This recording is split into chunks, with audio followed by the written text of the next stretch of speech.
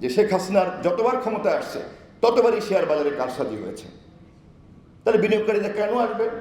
Bank বলেন, কোনো প্রতিষ্ঠান কিন্তু ভেঙে পড়ে নাই। গণঅভ্যুত্থানে স্বতঃস্ফূর্ত মানুষ এসে প্রতিষ্ঠানগুলিকে স্নান করিয়ে দিয়ে গিয়েছে। ফলে স্নানোত্তর শ্রীলঙ্কার প্রতিষ্ঠানগুলি কিন্তু আজকে তার ঘুরে দাঁড়ানোর শক্তি। ফলে পলিটিক্যাল সিস্টেমের কিন্তু গুড গভর্নেন্স, গুড পলিটিক্যাল প্রসেসের কিন্তু প্রধান দায়িত্বই হচ্ছে একটা রাষ্ট্রের এই সমস্ত প্রতিষ্ঠানগুলিকে দাঁড় করানো। কারণ একটা প্রতিষ্ঠানই সার্বক্ষণিকভাবে জনগণের গণতান্ত্রিক অধিকারের ভিত্তিতে রাষ্ট্রের মালিকানা চর্চার নিশ্চয়তা দিতে পারে, এবং তা কে করতে পারে? তা করতে পারে কিন্তু পলিটিক্যাল প্রসেস।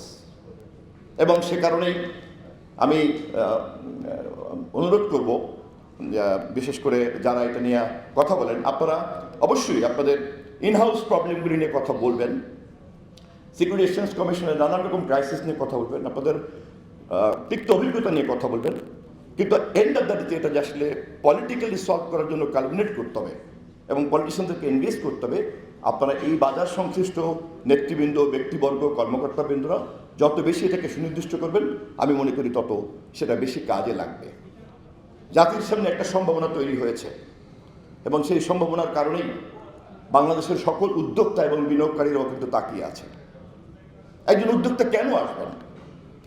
তার মধ্যে একজন ভালো উদ্যোগী এত ক্রাইসিসের মধ্যেও যখন তিনি একটা লাভজনক প্রতিষ্ঠান দাঁড় করেন, তারপর তিনি যদি মনে করেন আমার সামান্য লাভজনক এই প্রতিষ্ঠানটিকে আমি লিস্টেড করার কারণে এটা চলে যাবে লুটেরাদের হাতে, দরকার নেই, আমি যা আছে তাই ভালো আছি। ফলে কেউ কোম্পানি লিস্টেড করতে আসতে চাইবে না, এটাই স্বাভাবিক। কোনো সৎ ব্যবসায়ী, কোনো সৎ উদ্যোক্তা আসবে না। বিনিয়োগকারীরা যখন দেখে যে শেখ হাসিনার যতবার ক্ষমতায় আসছে ততবারই শেয়ার বাজারে কারসাজি হয়েছে, তাহলে বিনিয়োগকারীরা কেন আসবে? সঙ্গতকারী বিনিয়োগকারী আসবে না। আর মাঝখানে গণমাধ্যম সম্পর্কে আমার বন্ধু ইনাম আহমেদ বলেছেন, অবশ্যই আমি তার সঙ্গে একমত। গণমাধ্যমের একটা ফ্রিডম থাকা দরকার, কিন্তু একই সাথে আমাদের জানতে হবে ফ্রিডম না থাকা যেমন সমস্যা, আবার শেয়ার বাজার কারসাজির সঙ্গে গণমাধ্যমের একটা অংশ জড়িত ছিল, এটাও তো সত্য। ওয়াশিংটন পোস্ট আমার খুব প্রিয় পত্রিকা।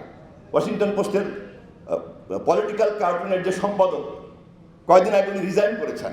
কেন রিজাইন করেছেন আমরা মিলাতে পারবো, লিঙ্ক করতে পারবো। উনি রিজাইন করেছেন এই কারণে যে সম্পাদক সাহেব ওনার সর্বশেষ কার্টুনটা ছাপতে রাজি হন নাই। যে গণমাধ্যম হলেই যে ওটা মালিকানা থাকলেই বা প্রকাশনা থাকলেই ওটা জনগণের কথা বলবে অথবা তথ্যের স্বাভাবিক প্রবাহ, সত্য প্রবাহকে নিশ্চিত করবে, তা কিন্তু নয়।